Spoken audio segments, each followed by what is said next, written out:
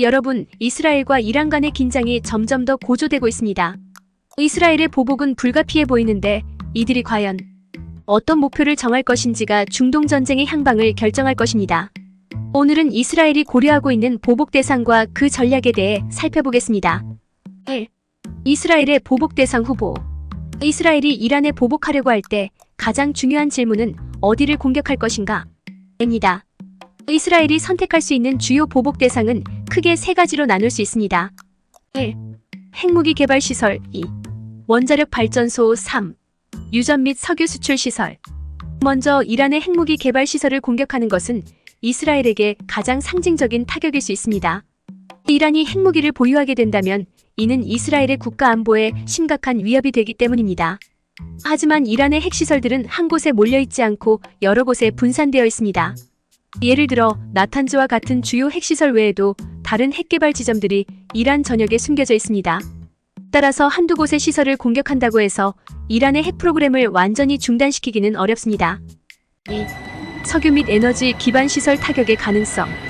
다음으로 이란의 석유 수출 시설이나 유전을 타격하는 것이 이스라엘의 또 다른 옵션이 될 수 있습니다.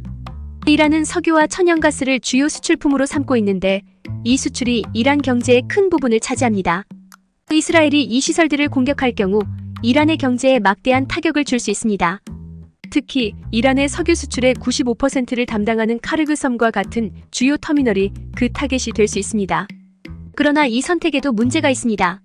만약 석유 시설을 타격한다면 이로 인해 전 세계적으로 환경 재앙이 발생할 수 있습니다. 예를 들어 유전이나 석유 터미널을 공격하는 경우 그곳에 불이 붙어 대규모 원유 유출이나 폭발이 일어나게 될 수 있습니다. 이런 상황은 페르시아만을 비롯한 인근 해양에 엄청난 환경적 피해를 끼칠 수 있습니다. 또한 글로벌 석유 공급에 차질이 생기면 국제 유가가 급등할 수 있고 이는 전 세계 경제에도 큰 영향을 미칠 수 있습니다. 3. 가장 현실적인 타격 정유시설. 이스라엘이 선택할 수 있는 가장 현실적인 보복 대상은 이란의 정유시설입니다. 정유시설은 이란 내에서 석유를 휘발유, 경유 등으로 가공하는 곳인데 이를 파괴하면 이란의 내부 에너지 공급망에 큰 타격을 줄 수 있습니다.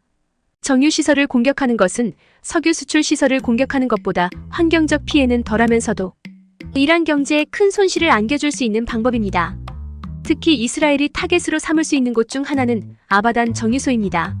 이곳은 하루 63만 배럴의 처리 능력을 갖춘 이란 최대의 정유시설로 이곳을 타격하면 이란 내 에너지 생산과 공급이 중단될 가능성이 큽니다. 또한 아바단 정유소는 이스라엘과 가까운 위치에 있어 전투기나 미사일로 쉽게 접근할 수 있다는 장점도 있습니다. 정유시설을 공격하면 이란 국민들이 정부에 대한 불만을 가지게 될 수 있습니다. 왜냐하면 연료 공급이 중단되면 일상생활에 막대한 지장을 초래하기 때문입니다. 이를 통해 이스라엘은 이란 내부에서 혼란을 일으키고 이란 정권에 대한 압박을 강화할 수 있습니다. 4. 원자력 발전소 공격 가능성. 이스라엘이 이란의 원자력 발전소를 공격할 가능성도 있지만 이는 매우 위험한 선택일 수 있습니다.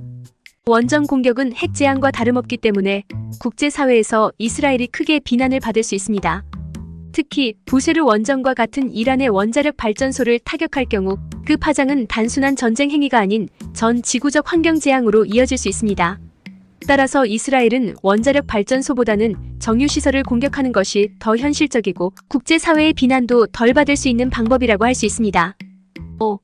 결론 이스라엘의 선택은? 이스라엘이 이란에 보복을 가할 때 선택할 수 있는 대상은 다양하지만 각각의 선택에는 명확한 장단점이 있습니다. 핵시설을 공격하는 것은 상징적으로 중요하지만 그 효과는 제한적일 수 있습니다.